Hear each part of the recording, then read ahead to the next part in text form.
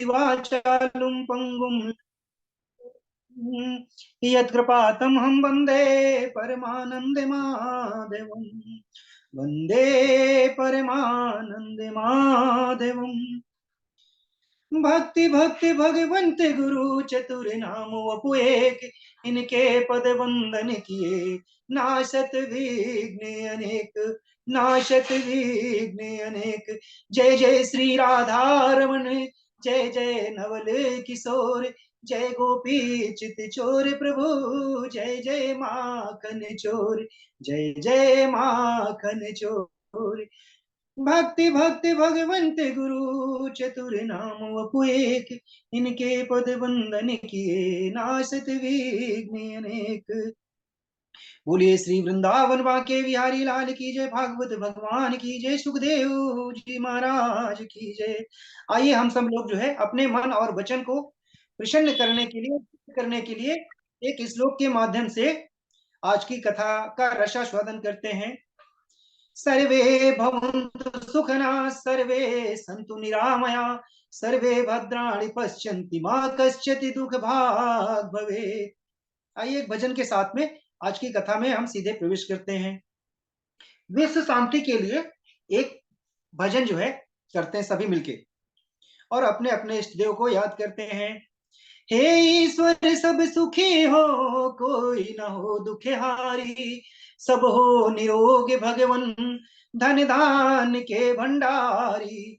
सब भद्र भाव देखें, सतमार्ग के पथिक हों, दुखिया न कोई होवे सृष्टि में प्राणधारी। सुखी बसे संसार सब, दुखिया रहे न कोई, यह अभिलाषा हम सब की भगवन पूरी होए। विद्या बुद्धि तेज बल सबके भीतर होए, दूध पुत धन धान से वंचित रहे न कोई। आपकी भक्ति प्रेम से मन होवे भरपूर, दूध पुत धन धान से वंचित रहे न कोई। आपकी भक्ति प्रेम से मन होवे भरपूर, मिले भरोसा आपका हमें सदा जगदीश। आशा तेरे नाम की बनी रहे जगदीश। पाप से हमें बचाइए करके दया दयाल, अपना भक्त बनाए के हम सबको करो निहाल। दिल में दया उदारता, मन में प्रेम अपार, हृदय में धीरज दीनता, हे मेरे करतार। हाथ जोड़ विनती करूं, सुनिए कृपा निदान। साधु संगत सुख दीजिए, दया धर्म का दान दीजिए, दया धर्म का दान दीजिए, दया धर्म का दान। अनंत कोटि ब्रह्मांड नायक, अचिंत कल्याण गुणगण निधान, सर्वेश्वर सर्वाधिपति, अकारण करुणा वरुणालय, अकारण करुणा कारक, सकल जन कल्प साप हारक, परात्पर परम ब्रह्म, अनंत कोटि कंदर्प दल, पटियान निर्गुण निराकार, सगुण साकार, जगदय के बंधु करुणय के सिंधु, सच्चिदानंद घन परमात्मा, श्री कृष्ण एवं श्री राधा जी के चरणार बिंदुओं में दास का कोटि कोटि प्रणाम। उपस्थित भक्त बंधु और मातृशक्ति भगनी बंधुएं, नन्हे मुन्ने बाल गोपाल के हृदय में विराजमान मेरे सर्वेश्वर भगवान को कोटि कोटि नमन। स्थान देवता, वास देवता, नगर देवता, ग्रामीण देवता, उन सबके चरणों में मेरा कोटि कोटि प्रणाम। उनसे प्रार्थना वह अपना स्थान ग्रहण करें और अपना आशीर्वाद हमें प्रदान करें। संत समाज, ब्राह्मण समाज और विद्युत समाज के हृदय में विराजमान मेरे सर्वेश्वर भगवान को कोटि कोटि नमन, कोटि कोटि वंदन। उनसे प्रार्थना वह अपना स्थान ग्रहण करें। समद भूतादि के चरणों में सिया राम मैं सब जग जानी, करहूं प्रणाम जोर जुग पानी। सिया राम मैं सब जग जानी, करहूं प्रणाम जोर जुग पानी। आज का प्रसंग, हमारे जीवन में भगवान जब प्रकट होते हैं, जब ज्ञान और भक्ति होती है, और आज भगवान के प्राकट्य के प्रसंग के बारे में हम आपको सुनाते हैं। भगवान जो है 10वें स्कंद में श्रीमद् का प्राकट्य होता है, जिसे कि निरोध कहते हैं। पूर्वकम भागवतम चरितम निरोधा, इतर राग विस्मरणम पूर्वकम भागवतम शक्तिम निरोध। यानी यहाँ पे संसार में जितने भी पदार्थ दिखते हैं और भगवान में आसक्ति नहीं दिखती है, और जो जीव भगवान में अपने मनों को भगवान के श्री चरणों में लगा देता है, तो उसे भक्ति प्रदान होती है। इस स्कंद को निरोध कहते हैं। राजा परीक्षित प्रश्न करते हैं सुखदेव भगवान से और कहते हैं, प्रभु कि भगवान जो है बीच में क्यों आए, शुरू में क्यों नहीं आए? तो सुखदेव भगवान कहते हैं कि राजन, आपने बहुत ही सुंदर प्रश्न किया है।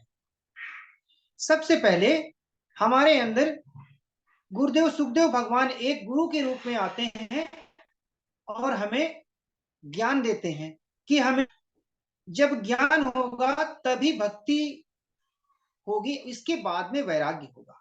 जब इस तरह से जब ज्ञान दिया, भक्ति हुई और फिर वैराग्य हुआ, और सभी राजाओं को, सभी सांसारिक प्राणियों को भगवान सब कुछ करने वाले थे और सब कुछ जानते थे।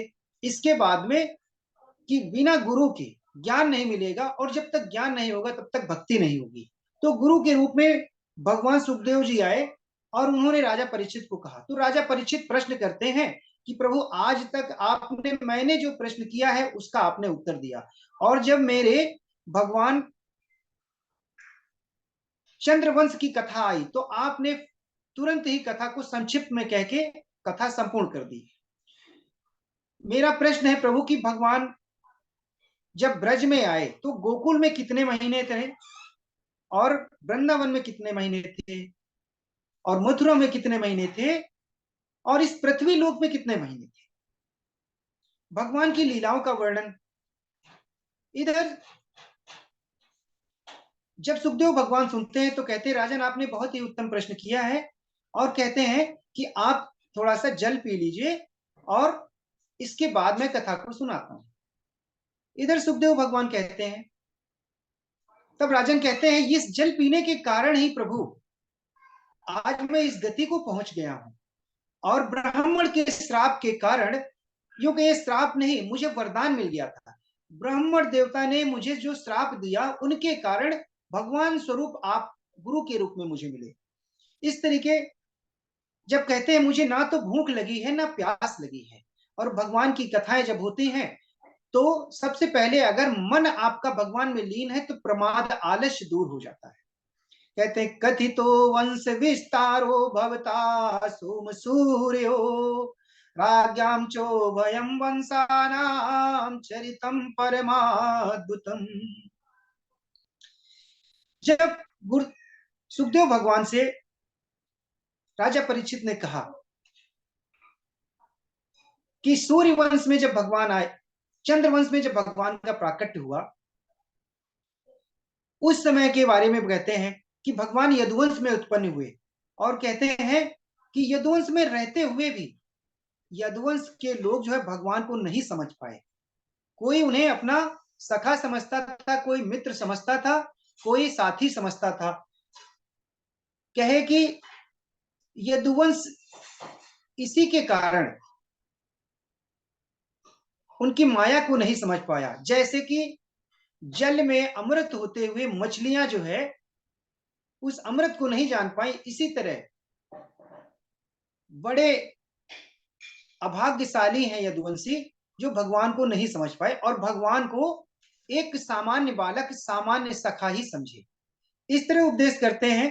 तब कहते हैं कि भगवान गोकुल में 3 महीने रहे और वृंदावन में 8 महीने रहे, और मथुरा में भगवान 11 महीने थे। तो कुल भगवान ब्रज में जो है 15 वर्ष रहे। इस तरह फिर राजा परीक्षित कहते हैं नैषाति दुष्टाहं क्षुन्मां त्यक्तो दमपि बाधते पिबन्ति त्वान्मुखाम्बुजोच्युतं हरिकथामृतम्। सुखदेव भगवान कहते हैं कि हे राजन, भगवान की कथा को जो मन में और अपने तन में बसा लेता है तो भगवान उसके दुखों को दूर कर देते हैं और उन्हें भक्ति प्रदान करते हैं। सुखदेव भगवान फिर कहते हैं, वसुदेव कथा प्रश्ना पुरुषाम स्त्रीन पुनात ही वक्तारम प्रक्षकम स्रोतस्त तत्पाद सलिलम यथा। कहते हैं, इधर तुलसीदास जी ने कहा, क्या यह गुण साधन ते नहीं होई, तुम्हारी कृपा पाव कोई कोई। सुखदेव भगवान कहते हैं, परीक्षित, भगवान श्री कृष्ण के विषय में जो तुमने प्रश्न किया है और भगवान श्री कृष्ण की जो लीलाएं हैं वो वक्ता, श्रोता और प्रश्नकर्ता तीनों को तारती है। कैसे? जैसे कि भगवान सत्यनारायण की कथा होती है तो भगवान की कथा जो सुनता है, जो करता है, इसके बाद भगवान का जो प्रसाद वितरण करता है तीनों को तारती है। इस इसीलिए भगवान ने यदुवंश में अवतार लिया तो दुष्टों का भी नाश किया और भक्ति प्रदान की। और किसको? वसुदेव और देवकी मैया को यहाँ पे जन्म जन्म लिए। तो क्या कहे, एक समय की बात है कि जब कंस जो है अपने पिता को अन्य राजाओं के कहने के कारण अपने पिता कंस ने अपने पिता को कारागार में डाल दिया। उस समय की घटना है और उसने देखा कि उनकी चचेरी बहन देवकी जो है सयानी हो गई इसके विवाह के लिए। अब जब राजा अग्रसेन को कारागार में डाल दिया तो कंस ने एक दिन देखा कि उसकी बहन अटारी पे थी, विवाह योग्य हो गई थी। और कंस इतना दुष्ट था कि कोई भी ब्राह्मण जो है वहां पे जब तक और यज्ञ नहीं करता था। इधर देवता भी कंस के अत्याचारों से परेशान थे और एक समय देवता जो है ब्रह्मा जी के पास गए और ब्रह्मा जी से कहते हैं, प्रभु कि भगवान जो है कंस के अत्याचारों से, यानी कंस के अत्याचारों से देवता और ऋषि ब्राह्मण परेशान थे। देवता जब ब्रह्मा जी के पास जाते हैं तो ब्रह्मा जी और शिव जी के साथ में कहा जाते हैं भगवान के क्षीर सागर में, जहां भगवान विश्राम कर रहे होते। उस समय आकाशवाणी होती है और आकाशवाणी में ये आकाशवाणी होती है और कहते हैं कि भगवान जल्द ही ब्रज में अवतार लेने वाले हैं। और किसके यहाँ? देवकी और वसुदेव के यहाँ पे।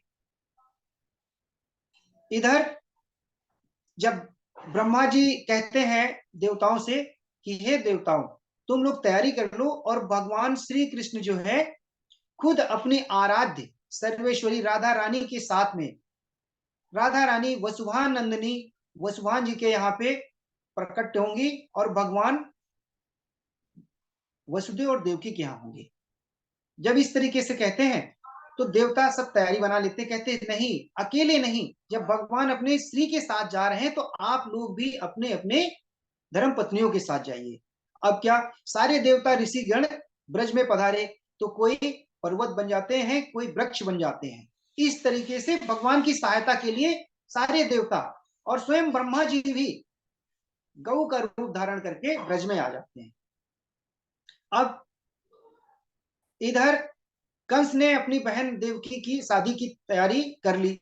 सूरसेन के पुत्र वसुदेव जी के साथ में देवकी का विवाह तय होता है और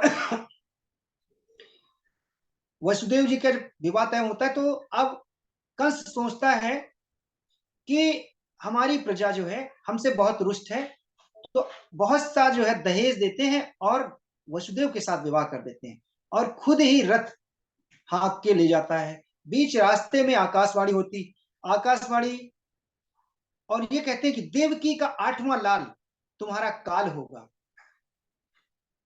अश्यादि त्वामष्टयो गर्भो हंतया वह से बुधा। अब जैसे ही कंस आकाशवाणी सुनता है तो देवकी के केस पकड़ के और तलवार निकाल के रथ से नीचे गिरा देता है। उस समय देवकी के पति वसुदेव जी है।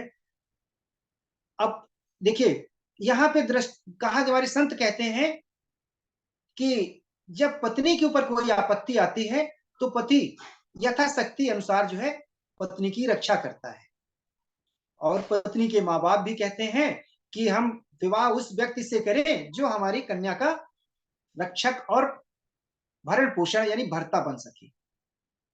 अब उस समय वसुदेव जी जो है कंस से प्यार से समझाते और कहते हैं कि हे राजन, आपके राज्य में आपकी कितनी प्रशंसा होती है और आप तो शिरोमणि राजा होने वाले हैं। आपको शोभा नहीं देता है कि आपकी चचे, आपकी बहन, वो भी नवविता नववधु बहू है, और उसको आप अगर हत्या कर देते हैं तो यही प्रजा आपको दोष देगी और कहेंगे। इधर जब प्रजा ने देखा कि कंस जो है अपनी बहन और बहनों को ले जा रहा है तो प्रजा बहुत खुश हुई, और थोड़ी ही देर में प्रजा क्या देखती है कि अरे ये कंस तो वही है, कितना बड़ा अत्याचारी है, आज अपनी बहन को ही वध करने के लिए तैयार है। जब क्या वसुदेव जी कहते हैं तुम्हें डर है कि देवकी के 8वें पुत्र से, तो वसुदेव जी मन ही मन सोचते हैं कि पता नहीं, भगवान की कृपा होगी तो बच्चे होंगे और नहीं कृपा होगी तो बच्चे नहीं होंगे, अभी जो है काल को काटो। वसुदेव जी वचन देते हैं और कहते हैं कि जितने भी पुत्र होंगे हम तुम्हें अपने हाथों से तुम्हें देंगे। अब कंस जो है वसुदेव जी पे भरोसा कर लेता है, क्योंकि वसुदेव जी जो है कभी झूठ नहीं बोलते थे। इस वचन को लेके कंस जो है वापिस आ जाता है और वसुदेव और देवकी को लेके सैनिकों को कहता है कि इनको कारागार में डाल दीजिए। अब देवकी और वसुदेव को कारागार में डाल दिया जाता है। इसके बाद में इधर देखिए, ब्रह्मा जी ने क्या कहा, हितोपदेश में कहा गया है। अब वसुदेव जी कहते हैं कि जिसका जन्म होगा उसकी मृत्यु भी होगी, और कहते हैं राजन, कोई जो है 2 साल में मरता है, कोई 50 साल में, और कोई 100 वर्ष में मरता है। इधर कहा जन मृत्यु जन्मवतां वीरादेन सहजायते आदे शब्दान संतेव मृत्युर्वे प्राणिनाम ध्रुवा। कहा कि जिसका भी जन्म होगा उसकी मृत्यु होगी, और ब्रह्मा जी ने गर्भ में 5 चीजें गर्भ के शिशु को प्रदान की, लेकिन अपने कर्म के अनुसार व्यक्ति अपना भाग्य बदल सकता है। हितोपदेश में क्या कहा गया, आयु कर्मंचा वित्तंचा विद्या निधन चा पंचैत्यानपि सृज्यन्ति गर्भस्थैर्देहिना। 5 चीजें सृष्टि के रचयिता ब्रह्मा जी गर्भस्थ शिशु को प्रदान करते हैं। उस समय देवकी के 8 पुत्र होते हैं, जिसमें पहले पुत्र का नाम है कीर्तिमान। और पहला पुत्र जब होता है तो वसुदेव जी जो है कंस को देने जाते हैं, और जब कंस को देने जाते हैं तो कंस उस बालक को देख के कि ये नवजात शिशु है, दया आ जाती, दया के कारण उसको, उस बालक को वापिस दे देते हैं वसुदेव जी को। और जैसे ही वसुदेव जी को वापिस देते हैं तो देव ऋषि नारद कहीं से घूमते घूमते नारायण नारायण करते हुए प्रकट हो जाते हैं, और कमल का फूल देव ऋषि नारद मुनि हाथ में लिए होते हैं और कहते हैं राजन, आपने जो है देवकी के जो इस बालक को वापिस कर दिया है। अब देखिए, देवताओं ने विनती की थी वसुदेव नारद जी से कि आप जाइए और हमारा मनोरथ पूर्ण करिए। देवता लोग स्वार्थी होते हैं, और देवताओं के कहने से देव ऋषि नारद मुनि कंस के द्वार में आ जाते हैं और कहते हैं इस कमल के फूल को राजन गिनिए। कि इसमें पहला और आठवां कौन है। जैसे ही कंस गिनना शुरू करता है तो पहले को भी आठवां कहते हैं और आठवें को भी पहला कहते हैं। अब कंस की बुद्धि भ्रमित हो जाती है। तब क्या, इधर वसुदेव जब जा रहे होते हैं तो विचार कर रहे होते हैं कि कंस ने ऐसा क्यों किया। और जैसे ही नारद जी का उपदेश पाते हैं तो क्या, कंस अपने सैनिकों को तुरंत भेजते हैं, वसुदेव जी को बुलाते हैं। वसुदेव जी फिर बालक लोग को लेके आते हैं। इस तरीके से देवकी के 6 पुत्रों का वध कंस कर देता है। अब देवकी के 7वें पुत्र जो बलराम जी के रूप में जन्म होना था, अब यहां ये चर्चा हो गई कि 7वां पुत्र जो है, यानी 7वां पुत्र भगवान संकर्षण के नाम, बलराम जी का एक नाम संकर्षण है। और इधर 7वां गर्भ जैसे आता है तो चर्चा हो जाती है कि 7वां गर्भ जो है, 7वां गर्भ खराब हो गया है। तब कंस के सैनिक राजा को बताते हैं कि जो देवकी माता का जो 7वां गर्भ है उसके कारण कोई संतान नहीं हुई है। अब जो संकर्षण नाम है, देखिए हमारे आज का जो साइंस है, उस जमाने में संकर्षण यानी बलराम भगवान माता देवकी के भी पुत्र कहलाए और माता रुक्मणी के भी पुत्र कहलाए। ये प्रश्न जो है परीक्षित ने सुखदेव भगवान से किया था कि जब रुक्मणी मैया के पुत्रों की बारी आई तो उस समय भी बलराम का नाम आया, और देवकी के पुत्रों की बारी आई तो उस समय भी बलराम का नाम आया। तो देखिए आज जो टेस्ट ट्यूब वगैरह होते हैं या गर्भ को इधर से उधर जो ट्रांसप्लांट कहते हैं, उसी को ही हमारे ऋषि मुनि उस जमाने में भी, आज से 5000 वर्ष, जिसको कि कहा गया संकर्षण और आज कहते हैं ट्रांसप्लांट। तब योग माया को भगवान श्री कृष्ण ने कहा कि आप जो है देवकी के 7वें गर्भ को माता यानी गोकुल में जाइए और यशोदा मैया के गर्भ, या यशोदा मैया नहीं, रुक्मणी मैया के गर्भ में स्थापित करिए। और वहां से जब योग माया को आदेश पाई तो तुरंत गए। और क्या, गच्छ देवी ब्रजम भद्रे गोप गोभिर्लंकृतम रोहिणी वसुदेवस्य भार्यास्ते नंद गोकुले। योग माया की कृपा से भगवान का आदेश पाकर योग माया चली जाते हैं गोकुल। और इसके बाद कंस के सैनिक ये बता देते हैं कंस को कि देवकी का जो 7वां गर्भ है वो उत्पन्न नहीं हुआ। अब भगवान का 8वां यानी देवकी माता के 8वें गर्भ में उत्पन्न कौन, भगवान का प्राकट्य होने वाला। इधर देवता और ऋषि ब्रह्मा जी पुष्पों की वर्षा करने लगे। अब भगवान चतुर्भुज रूप में प्राकट्य कारागार में हो गए। क्यों, अब इधर देवता और स्वयं ब्रह्मा जी जो है स्तुति की करने लगे और कहने लगे कि प्रभु आप जा तो रहे, आप तो सत्य स्वरूप हैं, आप हमारा मनोरथ पूर्ण करते करते कहीं संसार में आप फंस ना जाइएगा। तो लक्ष्मी देवता जी को, लक्ष्मी जी को ध्यान करते हैं।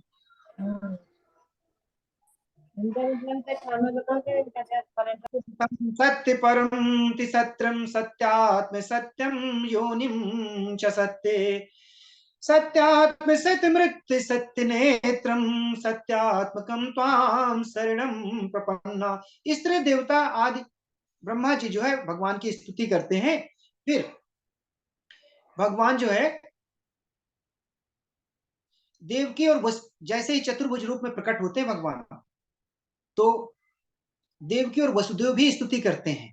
और क्यों प्रकट हुए, भगवान ये बताना चाहते थे कि हे माँ, आप पहले जन्म में प्रसन्न और सुपसा, वसुदेव जो सुपसा थे और माता देवकी जो है पहले जन्म में प्रसन्न थी, कि हम आपको पूर्व की स्थिति याद दिला रहे हैं। और दूसरे जन्म में आप जो है कश्यप और अदिति जो आपके गर्भ में हम आए थे वामन के रूप में, जिनका कि एक नाम उपेंद्र है। अब इस जन्म में हम द्वापर में आपके यहाँ पे प्रकट होंगे। तो माता कह सोचती हैं कि बालक तो 2 हाथों के थे, भगवान तो ये तो 4 चतुर्भुज रूप में आए और शंख चक्र पद्म हाथ में लिए हुए हैं। इधर वसुदेव जी और देवकी माता ने स्तुति की क्या, दिष्टम याम्बते कुक्षिगताम परापुमान नंसे निसाचाद भगवान भयाना माँ भद्रम भोजपते मुसूर्षो गोप्ता यदूनाम सविता त्वात्मजा। तब कहते हैं कि आप जो है इन चतुर्भुज रूपों में आप आए हैं, तो बालक का तो जन्म एक शिशु के रूप में होता है। इधर देवता लोग स्तुति करके वहां से चले जाते हैं और भगवान जो है बालक का रूप धारण करते हैं। और फिर क्या कहते हैं, भगवान जब चतुर्भुज रूप में आए,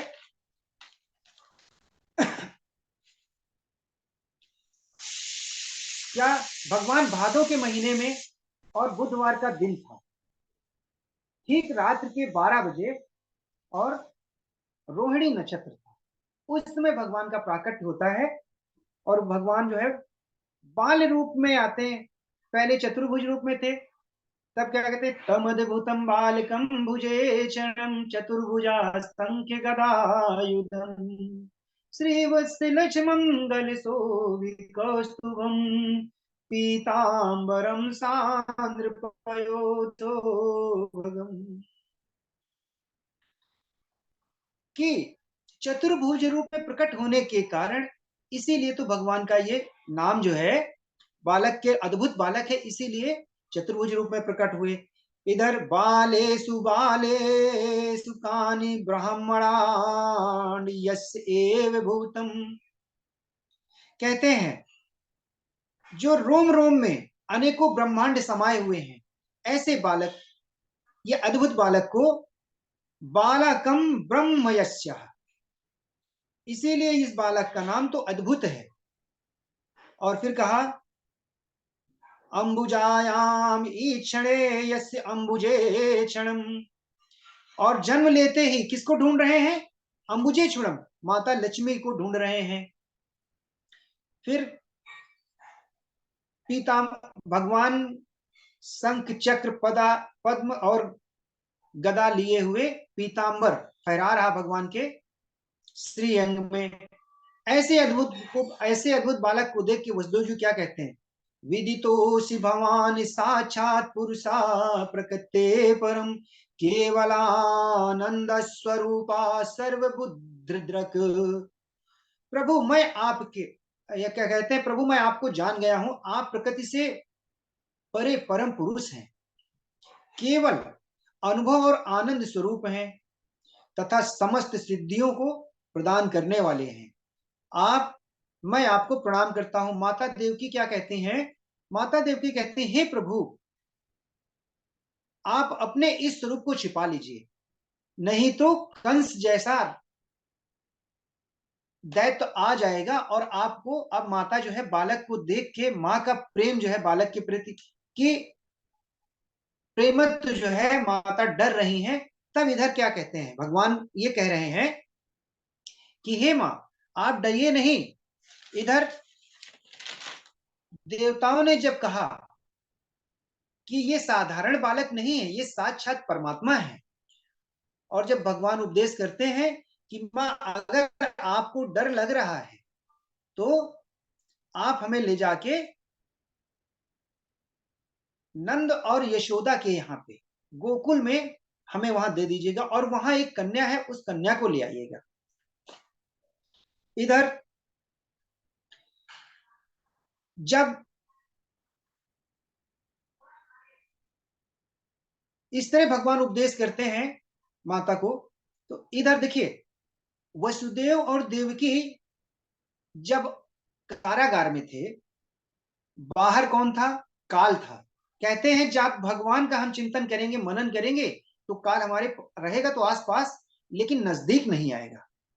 और जैसे ही भगवान का प्राकट्य होता है तो वसुदेव एक प्रकाश कुंज जो है उत्पन्न हो जाता है, और वसुदेव जी की बेड़ियां खुल जाती हैं। इधर भगवान अपने चतुर्भुज रूप को खत्म करते हैं और बालक के रूप में आते हैं। जैसे ही बालक के रूप में आते हैं तो वसुदेव जी एक सूप में भगवान को बैठाते हैं अपने सिर पे और लेके चल देते हैं। कहाँ पे? गोकुल के लिए। अब कहते हैं कि अब जब गोकुल को लेके जाते हैं, रात में ही उधर मंद मंद वायु चल रही है और झिमिर झिमिर थोड़ी थोड़ी वर्षा हो रही है। इधर सब नागों का नाग जो है छाते के रूप में भगवान की छाया बनाई और वसुदेव जी जैसे ही लेके चले तो यमुना महारानी इतने विकराल रूप से अपना बहने लगी और इतना तेज बढ़ गई कि मानो कि संत कहते हैं इसलिए यमुना महारानी इतना बड़ा रूप कर ली कि भगवान के श्री चरणों को छूना चाहती थी। यानी यमुना जी भगवान श्री कृष्ण की पत्नी भी हैं। अब ये दृष्टांत तो बड़ा होगा, लेकिन मैं इसको शॉर्ट में पूरा करता हूं। जैसे ही भगवान को लेके यमुना यानी वसुदेव जी ने पैर रखा तो यमुना महारानी वसुदेव जी के यहां तक जल आ गया और वो जल भगवान ने सोचा कि अब ये ऐसे नहीं मानेंगे। भगवान अपने श्री चरणों को सूप से नीचे कर देते हैं और यमुना महारानी जैसे ही भगवान के श्री चरणों को छूते हैं और यमुना महारानी का जल घुटनों के बराबर हो जाता है और वसुदेव जी पहुंच जाते हैं गोकुल में। गोकुल में रात में ही भगवान श्री कृष्ण को वहां रखते और रखने के बाद में वहां से कन्या लेके आते हैं। क्या कहते हैं? नंदे गोप गृहे जाता यशोदा गर्भ संभवा तस्थौ नासस्यामि विंध्याचल निवासनी। वहां से एक कन्या लाना और देखिए भगवान को रखा और जीव कौन? वसुदेव जी। जीव ने माया को उठाया। जब आपके मन से आपके घर से भगवान चले जाते हैं ना तो आपके पास में क्या आती? माया रूपी, यानी पत्नी पुत्र मोह और धन, यही माया है।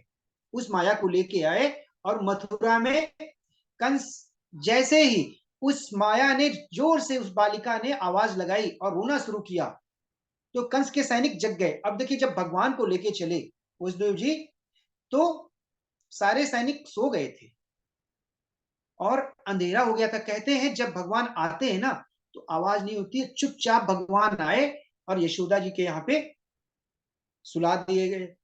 अब यशोदा माँ भी सो रही, वसुदेव जी भी सो रहे हैं और भगवान खेल रहे हैं। इधर जब वो कन्या यहाँ पे आई और कंस के सैनिकों ने कंस को बताया तो कंस दौड़ता हुआ गिरता पड़ता आया कि अब जो है यही हमारा आठवां लाल है जो काल है। अब इधर देवकी माता कहते हैं, क्या कहती है?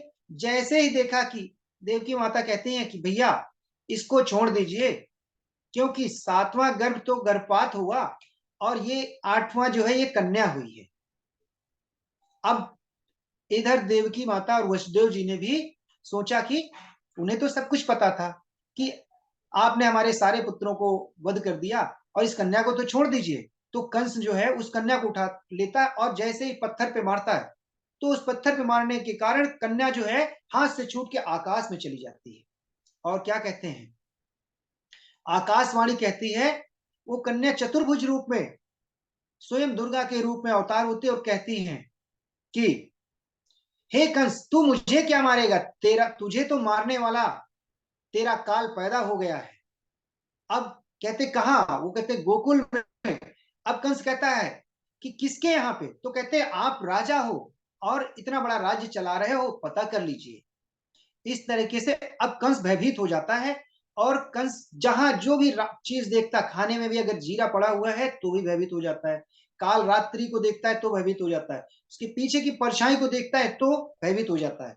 इधर भगवान श्री कृष्ण ने उस योग माया से कहा था कि आप जब ये काम भगवान का ही काम करोगे तो आप अष्टभुजी रूप में नौ देवियों के रूप में पूजी जाओगी और विंध्याचल में आप रहोगे और लोग नैवेद्य से पुष्पों से आपकी पूजा करेंगे और जो भाव से पूजा करेगा उनकी आप मनोरथ पूर्ण करोगी। बोलो विंध्यवासिनी मैया की जय। अहो भगनी हो भामा माया बत पापमना पुरुषादिवापत्यं बहवो हिसा हिसितां सुता। अब देवकी कहती है कि हे भैया, मेरे निरपराध बालकों को आपने जो वध किया, तो कंस जो है देवकी माता के चरणों में गिर जाता है, हे बहन मुझे क्षमा कर दो, मुझसे बहुत बड़ी गलती हो गई। इधर कंस नाटक कर रहा था और मन ही मन सोच रहा था। इधर अपने अन्य राजाओं को और मंत्रियों को इकट्ठा किया, रात में ही उसने मीटिंग इकट्ठी की और कहा कि जो 6 दिन के शिशु जन्म लिए हों उन सबको वध कर दीजिए। इस मीटिंग में निश्चित क्या हुआ, किसको भेजा जाए, तो पूतना को भेजते हैं। इधर सुनंदा जो है वसुदेव जी के यहाँ पे भी खुशी का माहौल हो जाता है और वसुदेव जी जो है यमुना महारानी के पास में जब तप कर रहे होते हैं। इधर सुनंदा जाती हैं और कहती हैं, रात में जब देखा खिड़की से प्रसूति गृह में कि हम अपनी भाभी को देखें, और जब भाभी को देखने गई तो वहां देखा कि वहां एक ब्रह्म स्वरूप वो बालक पालने में दिखाई दिया। और सुनंदा जाके देखते हैं और इतना खुशी के मारे कहते हैं कि यशोदा मैया भी उनके आंख खुल जाते हैं। और उस बालक को देख के तो सुनंदा इतनी खुश होती हैं कि सोचो कि जगत की सारी चीजें मिल गई हैं। अब सुनंदा मैया बाबा के पास जाती है और कहती है, बाबा होएगा होएगा। तो बाबा कहते का भाव। तो कहते, सुनंदा कहती, बाबा ऐसे ना बताऊंगी, हमने तो हार चाहिए। बाबा ने कहा मैंने देव। तो बाबा जो है बोले बताओ। अब बाबा इतनी खुशी के मारे बोले लाला भाव लाला भाव, बोलो कृष्ण कन्हैया लाल की जय। इस तरीके से अब नंद बाबा ने तुरंत यमुना महारानी में छलांग मार दी और नहाए। इसके बाद ग्वालवाल आ जाते हैं और ग्वालवाल क्या कहते हैं, ग्वालवाल नंद बाबा को तैयार करते हैं। इधर नंद भवन में उत्सव शुरू हो जाता है। क्या, नंदस्त्वात्मज उत्पन्ने जाता लादो महामना, आहो विप्राय वेद ज्ञान स्नाता सुचिलंकृता। यानी नंद बाबा की चतुर अवस्था हो गई थी। उसमें ग्वाल बाल जो है नंद बाबा को तैयार कर रहे हैं और बाबा के डाई लगा दी गई, पगड़ी लगा दी गई, नई धोती पहना दी गई और मुच्छों में करिखा लगा दिया गया। अब नंद बाबा कहते हैं, अरे बालको ये सब क्या कर रहे हो। बोले बाबा बड़ा भाग्य का समय है और लाला भाव है। अब नंद बाबा भी बोले ठीक है। इधर नंद बाबा को लेके जाते तो एक संत कहते हैं, इधर जो दही की मटकी थी ना, उधर नंद बाबा एक जगह बैठ गए और बालक लोग जो है नंद बाबा के ऊपर दही उड़ेल दिए और नंद बाबा को नहला दिए। अब नंद बाबा बोले, तेरे दारी के तूने जो कहा कर दो मेरे को। तो कहते हैं कि